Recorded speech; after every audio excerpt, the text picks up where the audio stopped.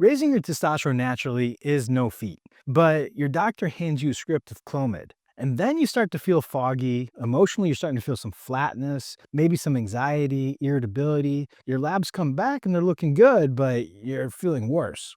Now, what's going on? So let's break down the real difference between Clomid and Enclomiphene, and why choosing the wrong one can wreck your progress, your mood, and your libido. Currently, I've been working with men who have been handed Clomid and have no context, no labs, and no exit strategy. So in this video, this is something I wish they seen before they started. So let's break it down clearly so you know exactly what you're working with. The first point is, what is Clomid and what is Enclomiphene? Clomid is the brand name for clomiphene citrate. It's a drug that's originally used for women to stimulate ovulation. But here's what most people do not know. It's not a single compound. It's a 50-50 mix of two isomers. You have enclomiphene and zuclomiphene. So essentially you want to think of like left hand versus right hand. Enclomiphene is the one that we want. It stimulates LH and FSH, which promotes testosterone production and sperm development. But zuclomiphene, it's longer acting and behaves more like an estrogen agonist, especially in the brain. It lingers in your system longer, and you can lead to mood swings, irritability, low libido, and brain fog.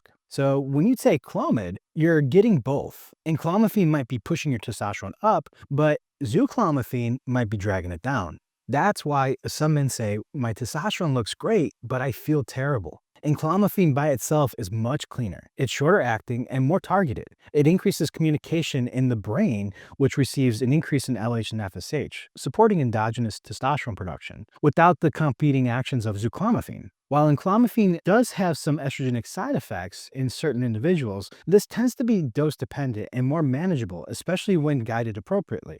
This separation allows for a more precision titration, so you get better mood, libido support, reduced neurological side effects, and in practice, enclomiphene gives you the benefits of stimulation without so much of the negative side effects of the other isomer. So when you go on testosterone therapy, the brain shuts down the LH and FSH production. So essentially, the brain signals that it has enough testosterone, so it shuts off the brain to the testy communication. Clomid, or more specifically, enclomiphene, can restart that system. It increases the brain's communication, which in turn stimulates LH and FSH, leading to stimulation of the testes, and therefore increasing endogenous testosterone production. But if you're using Clomid, you're still getting zuclomiphene's estrogenic side effects, especially in the limbic system and hypothalamus. So that's what leads to inconsistent mood, unstable libido, and often a disconnected feeling. Think of enclomiphene like a focus technician. It gets in, gets the job in, and then gets out. Zuclomiphene, that's the guy who shows up late, tracks mud into your house, hangs around, messes with stuff he didn't ask for. This distinction is so important, especially when you're trying to optimize not just the testosterone numbers, but your quality of life. I'll give you an example. I had a 28-year-old patient who came to me after 6 months of Clomid. His testosterone levels had improved from 350 to over 800. But his libido was gone, his mood was erratic, and with some symptoms of agitation, anger, sometimes you'll go to sadness, anxiety, and depression. And his wife has started to worry about him as he was not being himself. So then we ran a full panel. His estradiol was elevated, sex hormone binding globulin was high, his free testosterone looked okay, but he still felt awful. So then we moved him to 12.5 milligrams of enclomiphene every day. And then we added boron and magnesium glycinate every night. That will help the free testosterone by lowering sex hormone binding globulin. And then within 4 weeks, we will test. So we checked in again, and his total T hit 950. Free testosterone doubled, estradiol normalized, and most importantly, he felt like himself again. While that might sound like a straightforward fix, it's much more complex beneath the surface. Hormone balancing isn't just about numbers. It's about symptom tracking,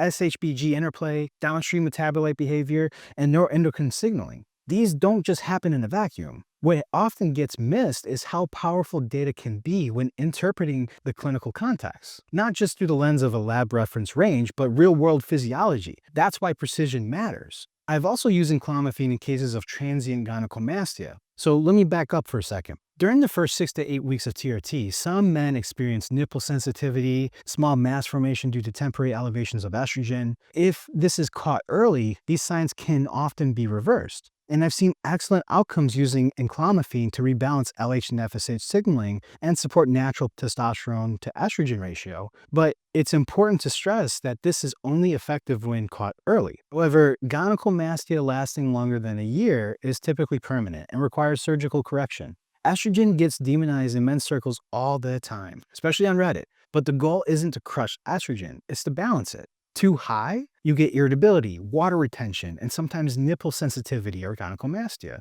Too low, you get joint pain, fatigue, low libido, and emotional flatness. And in this patient's case, we didn't reach for an aromatase inhibitor. We improved androgen balance, reduced Clomid exposure, and supported natural estrogen metabolism using things like DIM, calcium deglutarate, methylated B vitamins, boron, and in some cases we will use anywhere from like a 0.25 to 1 milligram of anastrozole as needed, not as a daily and not as weekly. Anastrozole is an aromatase inhibitor that blocks aromatizations of testosterone to estrogen. That dropped estradiol from 75 to 44 without tanking it. This is where you see the nuance, and usually most protocols miss this. You don't want to fix hormones with a sledgehammer, right? So you have to be strategic. So you want to look at some of the biggest myths that I hear, and the first one being that Clomid and Enclomiphene are the same. As I stated above, they are not. Clomid is one product with two molecules inside of it, Enclomiphene, zuclomiphene. Enclomiphene is the specific one with a shorter half-life. Zuclomiphene is where the longer half-life, and it tends to have more of the negative estrogen side effects. So Clomid is the one that we don't want because it has the two. Enclomiphene is the more of the specific that we really want. Another myth is that Clomid is safer because it's older. That's not true. Enclomiphene has a cleaner mental and physiological profile. Then there's the idea that enclomiphene only works for secondary hypogonadism. This is where the research is strong, and I do see this in my clinical practice, but it's also helpful for men recovering from anabolic cycles or cycling off TRT and bridging the gaps in between therapies. And it brings me to my next myth is that more is better. And in higher doses often lead to worse outcomes. And that's with anabolics, testosterone, anything, right? And I see great results with even 6.25 to 12.5 milligrams of enclomiphene. The key is to start slow and titrate slowly and always track symptoms and not just the labs. So the question then becomes is, should you use Clomid or enclomiphene? And it depends on your goals, your labs, and your tolerance. Clomid works, but it's like a blunt instrument. Enclomiphene is more targeted, reliable, and generally better tolerated from my clinical experience. If you're trying to preserve fertility, restarting your natural production, or transitioning off a TRT, enclomiphene is often my go-to. Always test, never guess. Track how you feel, not just what you look like on paper, and work with someone who understands the biochemical nuance. If this video helped, share it.